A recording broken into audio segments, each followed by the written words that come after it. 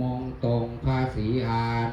ตรงภาษีอาขอให้พบดวงแก้วพวกดวงแก้วขอให้คาดแถวจากบ่วงมาร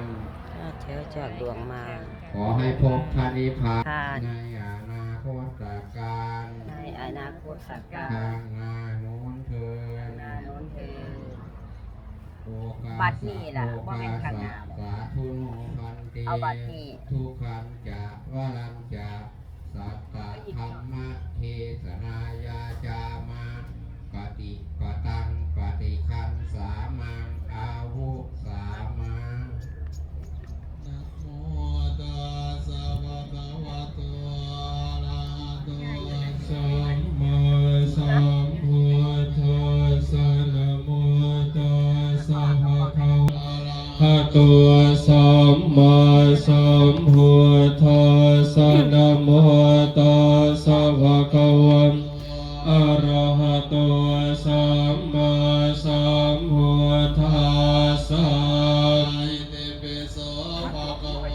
อะระหังสัมมาสัมพุทโธ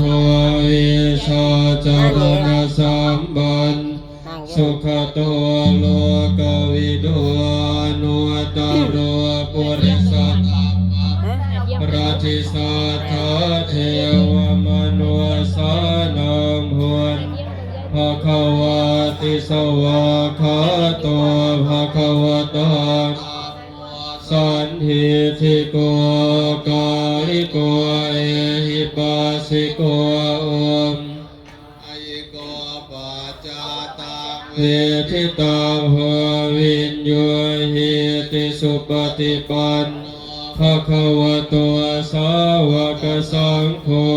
วะชุปฏิปันภะคะวะโตสาวกสังโฆยายะปฏิปันภะคะวะโตสาวกสังโฆ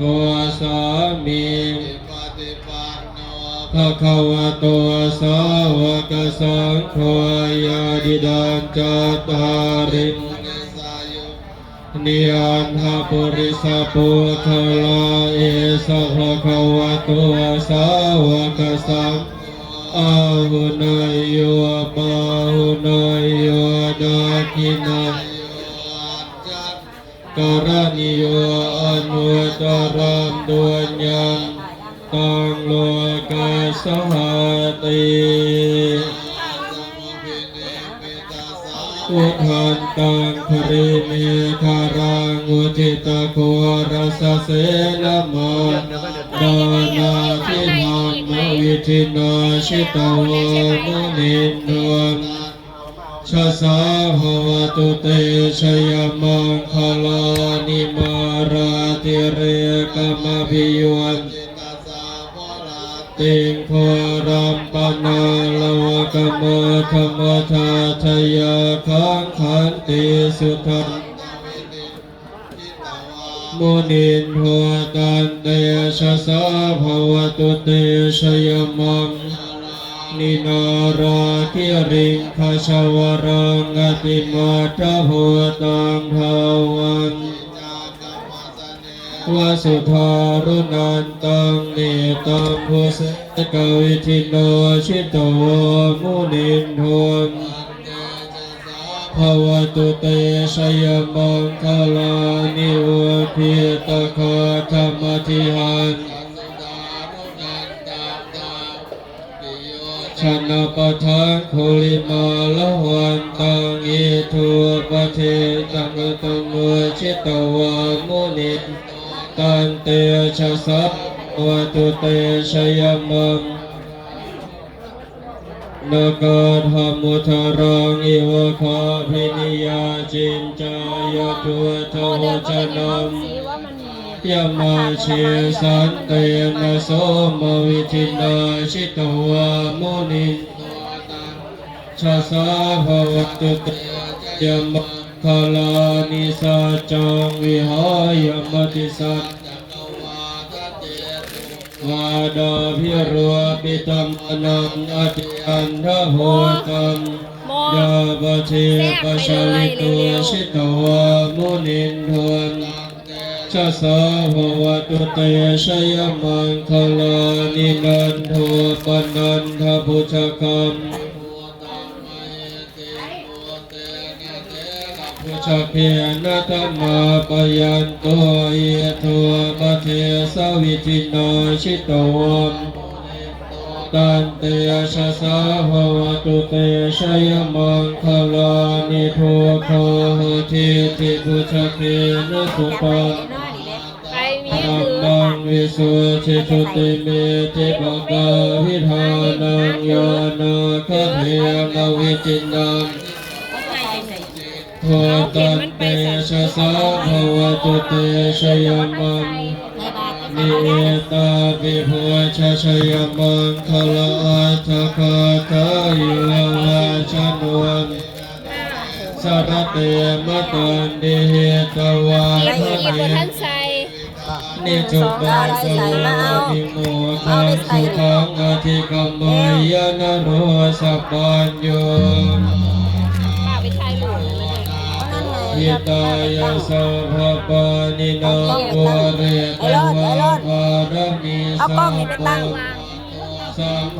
ทิมุตตมังเยสัจวาเสนาโหรุเตชยมังคลังชยัน เอา โต กล้องไปตั้งไว้น้ำเครื่องนั่น แม่เออดี สุ ใจ ตยวานังนันทิวาจโนเอวันตวิชโยวิชัยสุชยมังคเลอปาราชิตปันลังเตม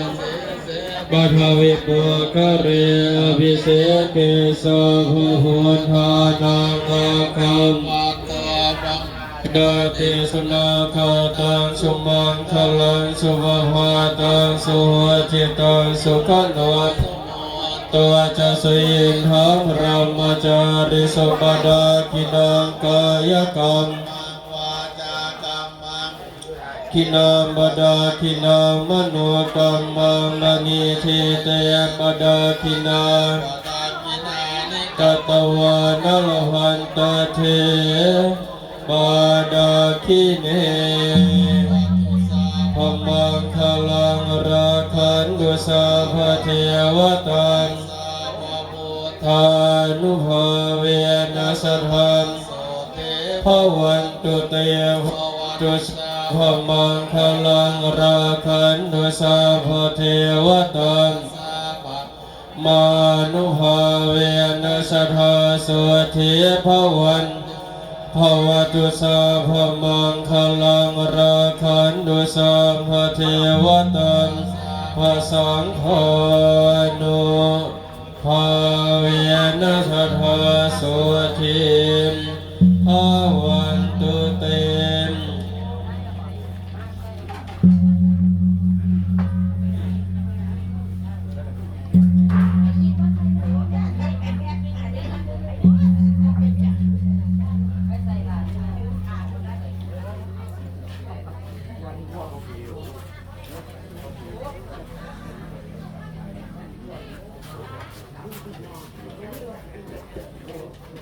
ใส่บาตรเสร็จก็